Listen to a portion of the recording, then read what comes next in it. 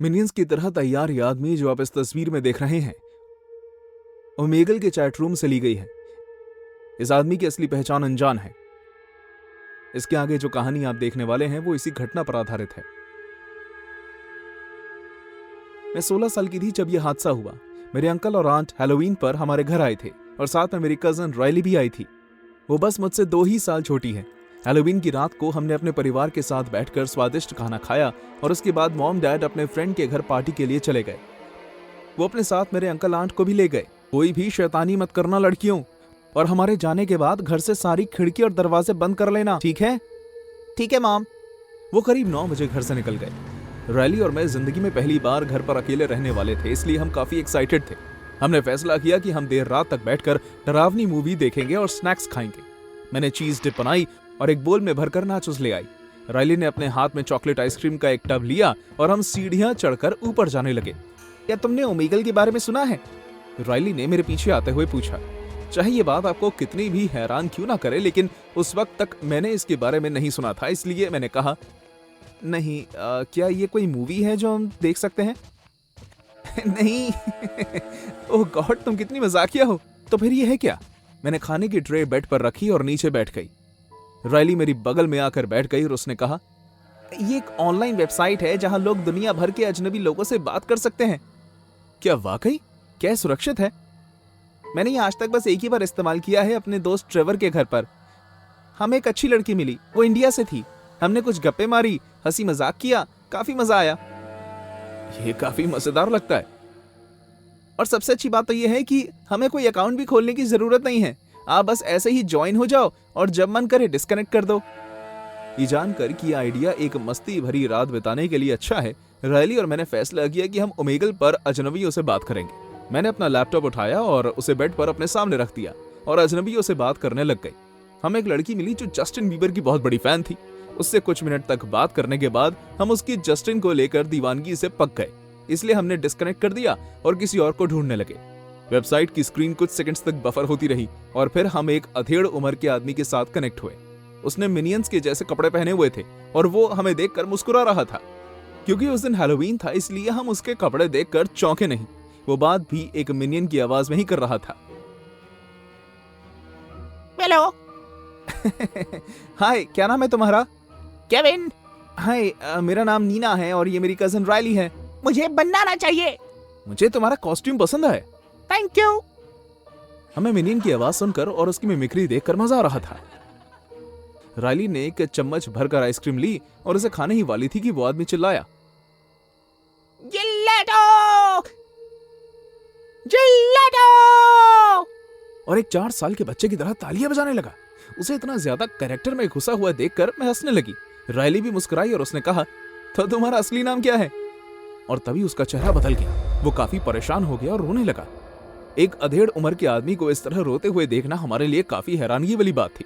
उस आदमी ने जब अपने आंसू पोंछे तो रोने की वजह से उसके चेहरे पर लगा सफेद और पीला पेंट उतर गया। अब जब उसने रोना बंद कर दिया तो उसने हमारी तरफ देखा। कुछ सेकंड्स पहले जो आदमी हमें काफी मजाकिया लग रहा था, अब उसे देखकर हमें डर लगने लगा था।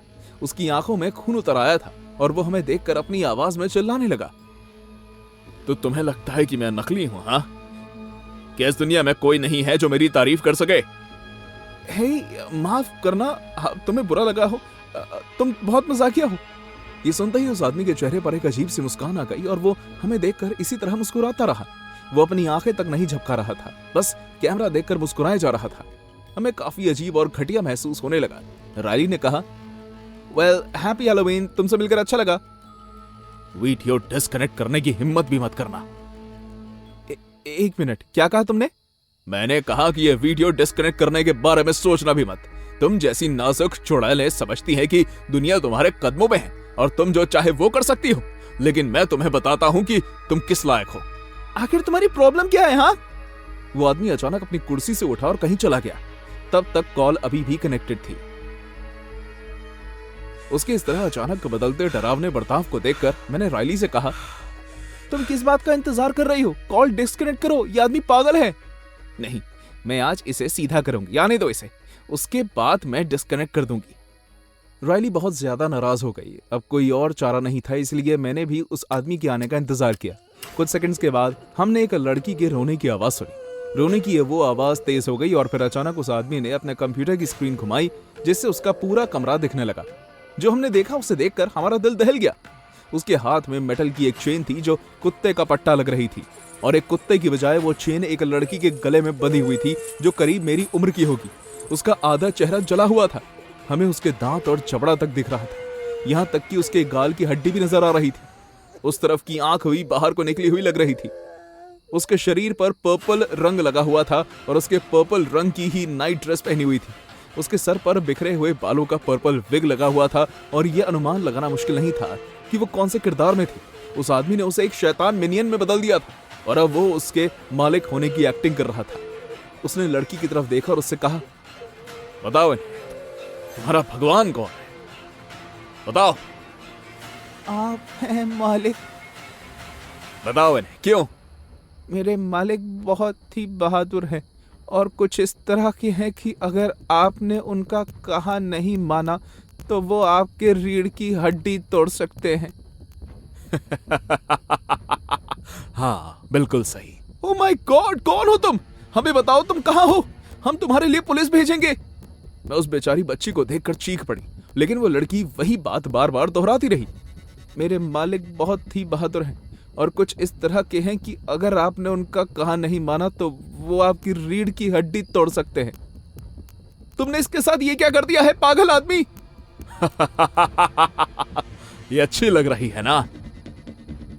रायली और मैंने फैसला किया कि हम पुलिस को फोन करेंगे और तभी अचानक हमें उस आदमी के कमरे में किसी और की आवाज सुनाई थी। जॉर्डन, तुम्हें इतना वक्त क्यों लग रहा है? मैं अपने भाई और उसकी बीवी को तुम्हारे घर इसलिए नहीं लेकर आई कि वो हैलोवीन पार्टी में बोर हो जाएं। और वो इंसान जो ये बात कह रहा था स्क्रीन के सामने आ गया। मॉम, ओह माय गॉड, आप लोग इस आदमी को जानते हैं?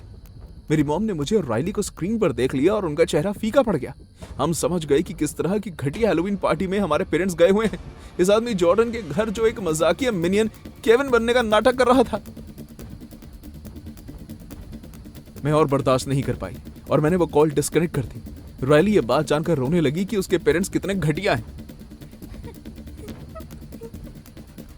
हमने पुलिस को बुलाया और उन्हें सब कुछ बता दिया। उसके बाद जो भी हुआ उसकी वजह से हमारे जिंदगी में एक बहुत बड़ा फुल स्टॉप लग गया।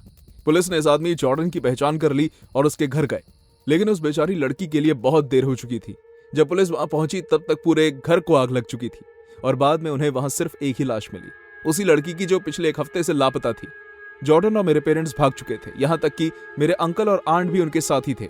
हमें कुछ नहीं पता कि वो कहाँ है और अब तक हमें उनसे कोई फोन नहीं आया। रायली अब अनाथालय में रहती है और मैं अपनी ग्रैंडमा के साथ। हमारी जिंदगी का अब कोई मकसद नहीं रहा। हमारे दिल और दिमाग में दहशत बस गई है। रायली और मैं दोनों थेरेपी ले रहे हैं क्योंकि दुनिया में बहुत ही कम बच्चों को अपने माता पिता का घिनौना सच पता चल पाता है। मैं अपने पेरेंट्स से बस एक ही बात कहना चाहती हूं, मॉम, डैड, अगर आप ये देख रहे हैं तो उसी जहन्नुम में रहिए जहां आप हैं, मुझसे दूर। मैं आप जैसे घटिया माँ बाप से दूर ही बेहतर हूं। हे गाइस, मेरा नाम आइलीन है। शायद आप मुझे ना जानते हो, लेकिन अगर आप बहुत ज्यादा इंटरनेट देखते हैं तो आप मेरी बेटी को जरूर जानते होंगे। वो वीडियोस को बनाने के लिए मशहूर थी जिसमें वो कुछ चीजों पर अपनी राय दिया करती थी। ये सभी वीडियोस नकली होते थे। जो भी मेरी बेटी कहती थी वो सच नहीं होता था, सिवाय एक वीडियो के जो सबसे ज्यादा मशहूर हुई थी, जिसमें उसने कहा था कि उसे मिनियन से नफरत है। जब भी वो उन्हें देखती है तो या तो उसे उन पर बहुत गुस्सा आता है या फिर वो रोने लगती है। जब वो छोटी थी तो वो उन्हें बहुत पसंद करती थी, लेकिन कुछ साल पहले कुछ हुआ, एक ऐसा अनुभव जिसने हमारी जिंदगी बदल कर रख दी, और इस कहानी में हम आपको उसके बारे में बताएंगे। ये सब एक आम दिन पर शुरू हुआ। मुझे शहर में जाकर अपने कुछ काम निपटाने थे। मेरी बेटी, जिसे मैं ऐना कहकर बुलाती थी, उसकी उस दिन कोई क्लास नहीं थी, इसलिए मुझे उसे अपने साथ ले जाना पड़ा। ऐना बहुत ही बेचैन बच्ची थी, उन बच्चों में से जिनके ऊपर से आप एक मिनट के लिए भी नजर नहीं हटा सकते, क्योंकि अगर उन्हें कुछ ऐसा दिख गया जो उन्हें आकर्षित करता है तो वो उसके पास जाएंगी ताकि उसे करीब से देख सकें, और ठीक वैसा ही हुआ। जब हम पोस्ट ऑफिस की तरफ जा रहे थे तो हमें एक आदमी मिला जिसने मिनियंस के जैसे कपड़े पहने हुए थे। ऐना को ये बहुत ही आम और मजाकिया लगा, लेकिन मुझे उसे देखकर कुछ ठीक नहीं लग रहा था। उस आदमी ने हूबहू मिनियंस के जैसे कपड़े नहीं पहने हुए थे, वो कपड़े बस उसके शरीर से लगे हुए थे। उसे देखकर ऐसा लग रहा था जैसे वो इंसानों का मिनियंस हो, जिसे बच्चे अपने सपने में देखकर डर जाते होंगे। मैं बहुत डर गई थी। जब उस मिनियन ने हमें देखा, उसने हाथ उठाकर हमारा स्वागत किया। मॉम, क्या मैं भी हेलो कराऊं? Please mom. नहीं है ना? याद है मैंने तुम्हें क्या सिखाया था? तुम्हें अजनबियों से बात नहीं करनी चाहिए। लेकिन ये कोई अजनबी नहीं है, ये एक मिनियन है, वही मूवी वाला। मैं जानती हूँ बेटे, लेकिन ऐसे हजारों मिनियंस होते हैं और हर कोई अच्छा नहीं होता, इसलिए तुम इस आदमी से दूर रहना। ठीक है मॉम। मैं एना के साथ पोस्ट ऑफिस के अंदर चली गई। मुझे लगा कि आज उसने मेरी बात समझकर उसे सीख ली है। मैंने वो डॉक्यूमेंट्स निकाले जो मुझे भेजने थे, और जब मैं अपनी बारी आने का इंतजार कर रही थी तो मैंने पलट कर देखा। मुझे पता चला कि मेरी बेटी मेरे साथ नहीं थी। मैं घबराते हुए पोस्ट ऑफिस से बाहर आई और मैंने देखा कि कुछ फीट की दूरी पर वो खड़ी हुई थी। वो मिनियन उसके बगल में खड़ा था और मेरी बेटी के कान में कुछ कह रहा था।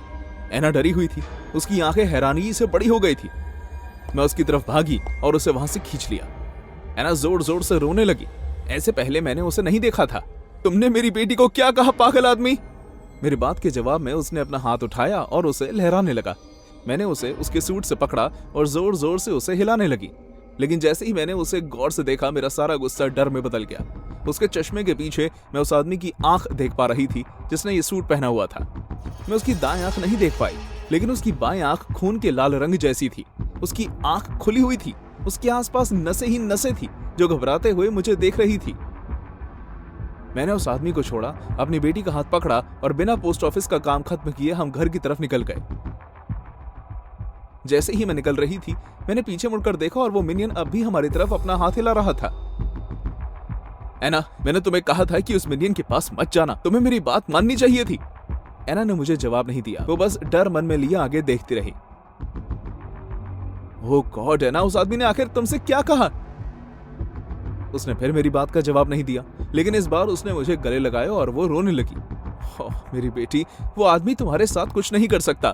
तुम्हारी मॉम तुम्हारे साथ है। अचानक एना जल्दी से पीछे हट गई और मुझसे दूर चलने लगी। वो डरी हुई थी। मम्मी, वो मिनियन, वो आपके पीछे है। हैरान होकर मैंने पीछे देखा। मेरे पीछे करीब 30 मीटर की दूरी पर मिनियन की ड्रेस पहने वो आदमी सड़क के किनारे पर खड़ा था और एक बार फिर हमारी तरफ अपना हाथ उठाकर लहरा रहा था। ओह गॉड एना, हमें चलना चाहिए। मैंने अपनी बेटी का हाथ पकड़ा और तेजी से चलने लगी। मैंने अलग अलग रास्ता लेने की कोशिश की ताकि मैं उसे चकमा दे सकूं। यहाँ तक कि मैं बस में भी बैठी। हर बार जब भी मुझे लगता कि मैंने उसे पागल बनाने में सफल हुई हूँ, वो मुझे सामने दिख जाता, सामने खड़ा होकर हमारे आगे हाथ हिलाता हुआ। ये कोई इत्तेफाक नहीं था। यह आदमी हमारा पीछा कर रहा था और उसे इतना भी डर नहीं था कि वो छुपकर हमारा पीछा करे। जब हम अपने घर पहुंचे, मैंने बिल्डिंग का दरवाजा बंद कर दिया और दूसरी मंजिल पर अपने कमरे में चली गई। मैंने खिड़की खोली और बाहर देखा। वो आदमी नीचे ही खड़ा था और मुझे देख रहा था। मुझे देखते ही उसने फिर एक बार अपना हाथ उठाया और मुझे दूर से ही हाय करने लगा। हालांकि अब वो जानता था कि मैं कहाँ रहती हूँ, लेकिन फिर भी मेरे पुलिस को बुलाने से पहले वो हमारे पास नहीं आ सकता था। मैं खिड़की से दूर हुई और मैंने फौरन 911 पर कॉल कर दिया। जब मैंने उसे हमारी परिस्थिति के बारे में बताया तो वो भी हैरान हो गई, लेकिन हम पर विश्वास करके उसने पास में घूम रही पुलिस को इस बारे में सूचित किया। एना की चीख सुनकर मैं डर गई। मैंने उसकी तरफ देखा और वो खिड़की की तरफ इशारा कर रही थी। जैसे ही मैंने अपनी नजरें उस तरफ घुमाई, झटके से मेरे हाथ से फोन गिरकर टूट गया। वो मिनियन हमारे सामने था।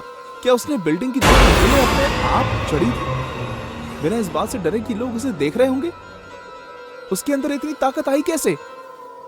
हम कुछ समझ पाते इससे पहले ही उसने अपनी चढ़ाई खत्म कर दी और हमारे घर में घुस गया। खिड़की के आगे खड़े हुए वो फिर अपना हाथ उठाकर लहराने लगा। आखिर तुम्हें चाहिए क्या? मैंने पहले ही पुलिस को फोन कर दिया है। दूर हो जाओ हमसे। बिना मेरी बात पर ज्यादा गौर किए उस आदमी ने अपने चेहरे से मास्क उतारा और उसके पीछे हमने उससे भी बुरा कुछ देखा। उसकी स्किन पीले रंग की थी, जैसे मिनियन के रंग का पेंट लगा हो। उसके चेहरे पर किए गए मेकअप बहुत ही सटीक था, लेकिन एक बात बहुत ही अजीब थी। जहां उसकी दाएं आंख होनी चाहिए थी, वहां पर खोखलापन था। क्या उसने अपनी एक आंख निकाल दी थी ताकि वो मिनियन जैसा दिख सके? उसके मुंह पर भी गड़बड़ थी। उसका मुंह और होंठ कटे हुए थे, इसलिए उसकी मुस्कान शैतान जैसी और एक आम इंसान से ज्यादा बड़ी थी। जैसे ही वो मिनियन हमारा स्वागत करने लगा, मैं जल्दी से किचन के एक ड्रॉअर से अपनी गन निकाल कर ले आई, जो मैंने हमारी सुरक्षा के लिए रखी थी। मैंने उसकी छाती पर 3 बार गोली चलाई और वो गिर गया, लेकिन मुझे बस कुछ ही सेकंड्स का सुकून मिला था। उसके बाद वो फिर से उठ खड़ा हुआ, जैसे कुछ हुआ ही ना हो। नहीं, ये नहीं हो सकता, ये नामुमकिन है। डर के मारे मेरे हाथ से गन गिर गई और मैं बाहर निकलने वाले दरवाजे की तरफ भागी। मैं दरवाजा खोलने के लिए चाबी लगा ही रही थी कि इतने में वो आ गया। वो मिनियन मुझसे चिपक गया। मैं डर के मारे जमीन पर गिर गई और वो झुककर मेरे और भी करीब आ गया। मैं कहीं हिल नहीं सकती थी और ये डरावना आदमी मेरे सामने था। क्या तुम मेरी दोस्त बनोगी?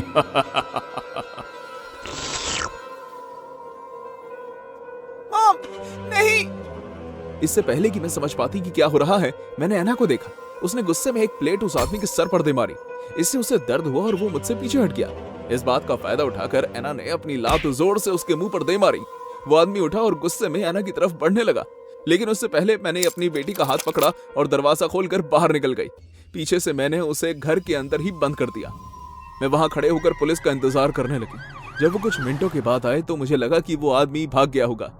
मैंने की होल से अंदर झांकने की कोशिश की कि वो अंदर है या नहीं। ओह माय गॉड, वो अभी भी अंदर ही है। मैंने घर की चाबी पुलिस को पकड़ा दी। वो अंदर गए और उस आदमी को गिरफ्तार कर लिया। जल्द ही मुझे पता चला कि उस आदमी की कोई पहचान नहीं है, ना ही कोई पुलिस रिकॉर्ड, कुछ भी नहीं। वो किसी भूत से कम नहीं था। सिर्फ एक चीज जिसे जानकर मुझे संतुष्टि मिली वो ये थी कि वो एक इंसान ही था, क्योंकि मुझे पुलिस ने बताया कि वो गोलियों से इसलिए नहीं मरा क्योंकि उसने बुलेट प्रूफ जैकेट पहनी हुई थी।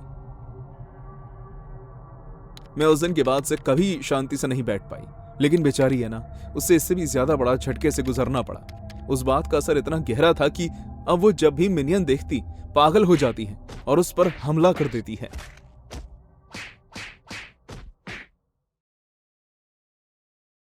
2010 में जब डेस्पिकेबल मी आई थी तब मेरे पेरेंट्स मुझे और मेरी बड़ी बहन को वो फिल्म दिखाने ले गए थे। हालांकि तब मैं सिर्फ 5 साल की ही थी, लेकिन मुझे आज भी याद है कि उन छोटे छोटे पीले रंग के कार्टून्स को, मिनियंस को देखकर मैं कितनी खुश हुई थी। और तब से मैं उनकी बहुत बड़ी फैन बन गई हूं। मेरे पास उनके खिलौने, दीवारों पर उनके पोस्टर्स और यहां तक कि उनके जैसे कपड़े भी थे।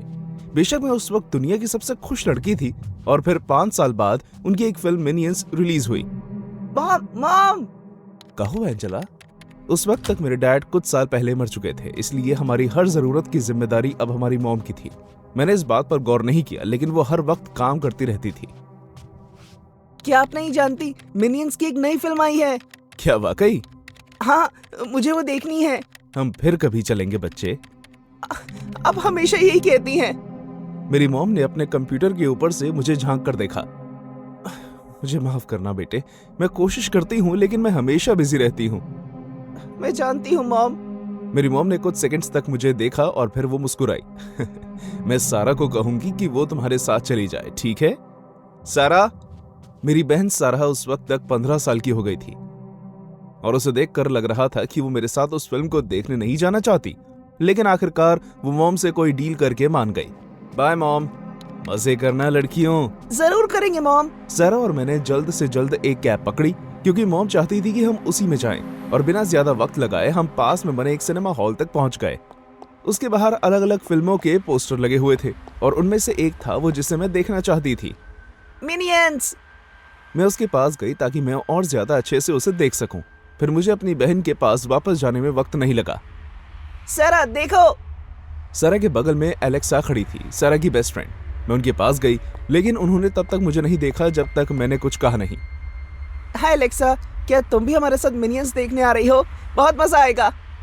मेरी बहन ने फौरन गुस्से भरी नजरों से मुझे देखा, लेकिन एलेक्सा हंसने लग गई। क्या तुम्हें सच में लगता है कि हम तुम्हारे साथ वो फिल्म देखने जाएंगे? तुम कितनी भोली हो। लेकिन इसलिए तो हम यहाँ आए हैं, है ना सारा? हम यहाँ इसलिए आए हैं क्योंकि तुम्हें वो फिल्म देखनी है एंजेला, लेकिन मुझे नहीं देखनी। इसलिए जब तुम फिल्म देख रही होगी तो हम कहीं जाकर कुछ खा लेंगे। अकेले? हाँ अकेले, चलो अब। उसने मुझे मेरी बाजू से पकड़ा और हम तीनों सिनेमा हॉल में फिल्म देखने के लिए मेरी टिकट की लाइन में लग गए।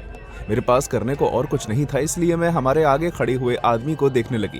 वो बहुत ही लंबा था और उसने काले रंग के कपड़े पहने हुए थे। मैं उसकी शक्ल तो नहीं देख पाई, लेकिन उसका शरीर देखकर मुझे घबराहट होने लगी। सारा, अब क्या चाहिए तुम्हें? तुम मेरे साथ मूवी क्यों नहीं देखना चाहती? मुझे लगा कि शायद तुम्हें ये पता होगा एंजेला, ये एक बच्चों की बकवास फिल्म है और हम बच्चे नहीं रहे। तुम्हें ये बात समझ में क्यों नहीं आती? लेकिन और मैं इन मिनियन से परेशान हो गई। तुम्हारा उनके लिए इस तरह का पागलपन मुझे इरिटेट करता है। ये मेरे उनके लिए पागलपन नहीं है, मुझे बस वो पसंद है। प्लीज बुरे शब्द का इस्तेमाल मत करो ना। नहीं तो क्या तुम मॉम को बताओगी? मैं नहीं, तुम नहीं बताओगी। ना ही तुम उन्हें इस बारे में बताओगी और ना ही ये कि तुमने अकेले फिल्म देखी थी। अब जाओ, जाकर वहां बैठो, तब तक मैं तुम्हारे लिए टिकट खरीद कर लाती हूँ। मैंने वही किया जो उसने कहा। मैं लाइन से हटकर पास के बेंच पर जाकर बैठ गई और जमीन की तरफ देखने लगी, ये सोचते हुए कि आखिर मेरे साथ क्या हुआ। हेलो बच्चे। जैसी मैंने उसकी आवाज सुनी, मैंने अपना सर उठाकर उस आदमी को देखा, लेकिन मैंने उसे कोई जवाब नहीं दिया। ये वही आदमी था, वही जो लाइन में हमारे आगे लगा हुआ था। तुम्हें मिनियंस बहुत पसंद है ना? तुमने उनकी तरह कपड़े भी पहने हुए हैं। वो आदमी देखने में जाना पहचाना लग रहा था और जैसे ही उसने मेरे कपड़ों की बात की तब मैंने उसे पहचान लिया। और तुम ग्रू जैसे लगते हो। सही कहा। लेकिन मुझे लगता है कि वो इस बार की फिल्म में नहीं दिखेगा। शायद हाँ, शायद ना। तुम एक अच्छी लड़की लगती हो, इसलिए मैं तुम्हें एक तोहफा दूंगा। ये लो। उसने मुझे फिल्म देखने के लिए टिकट दी। क्या तुम फिल्म नहीं देखने वाले हो? मैंने पहले ही देख ली है। एंजेला। जैसे ही वो आदमी गया, मेरी बहन मेरे पास आई। तुम्हें यकीन नहीं होगा, ग्रू ने मुझे टिकट दी। मैंने टिकट अपनी बहन को दिखाने के लिए बाहर निकाली, लेकिन उसने वो मुझसे छीन ली। हे! बहुत बढ़िया, इससे सब कुछ आसान हो जाएगा। मैं तुम्हारे साथ अंदर जाऊंगी और फिर वहां से निकल जाऊंगी, समझी? ठीक है। जैसे ही उसने मुझे मूवी हॉल में अकेला छोड़ा, उसके कुछ ही मिनट्स बाद फिल्म शुरू हो गई। उसे देखते हुए मैं बाकी सब कुछ भूल गई।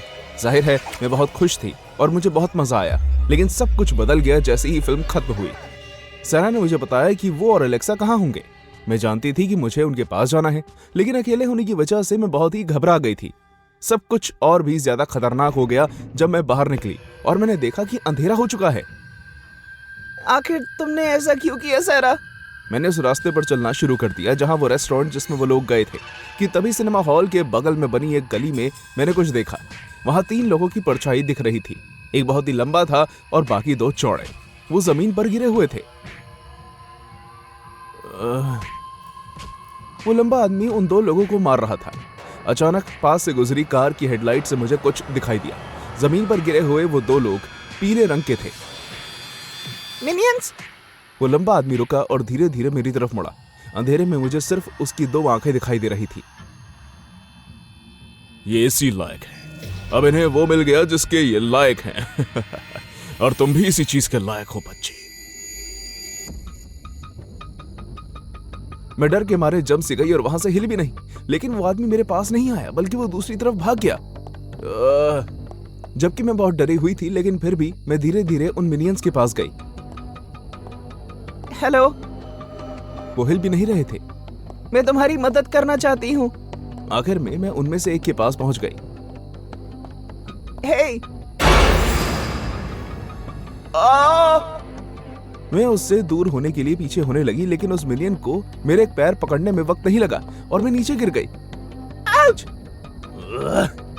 वो बड़ा सा मिलियन मेरे पास आने लगा। क्योंकि वो चल नहीं पा रहा था, इसलिए वो अपने हाथों की मदद से रेंगते हुए मेरे पास आ रहा था। जब वो मेरे पास आ गया तो मेरे घुटनों को दबाने लगा। छोड़ो मुझे! उसका इतना बड़ा और भारी शरीर मेरे टांगों को दबा रहा था और वो मेरे चेहरे के और भी करीब आ गया। इतने करीब आने की वजह से उसके मुंह से निकल रही गर्म लार मुझे महसूस होने लगी। मुझे लगा कि वो उसका थूक होगा। मुझे दर्द हो रहा है, छोड़ो! जैसे उसका बड़ा मुंह और नुकीले दांत मेरे चेहरे के पास आए, मैं शांत हो गई। सिर्फ हमारी सांसें सुनाई दे रही थी। मेरी मदद करो! एक बार फिर मेरे पास से एक गाड़ी गुजरी और तब मैंने कुछ सेकंड्स के लिए उसे देखा। मिनियन के उस कॉस्ट्यूम के अंदर सहरा था। उसका मुंह उतना ही खुला हुआ था जितना एक मिनियन का होता है और वो बिल्कुल खराब हो चुका था। उस दिन एक आदमी ने मेरी आवाज सुनी और मेरी मदद करने आ गया। उसने मेरी मॉम को फोन किया और सहरा और एलेक्सा के लिए एम्बुलेंस बुलवाई, क्योंकि वो दोनों ही बहुत बुरी हालत में थे। वो दोनों ही बच नहीं पाए क्योंकि वो लोग उस आदमी का टॉर्चर बर्दाश्त नहीं कर पाए थे।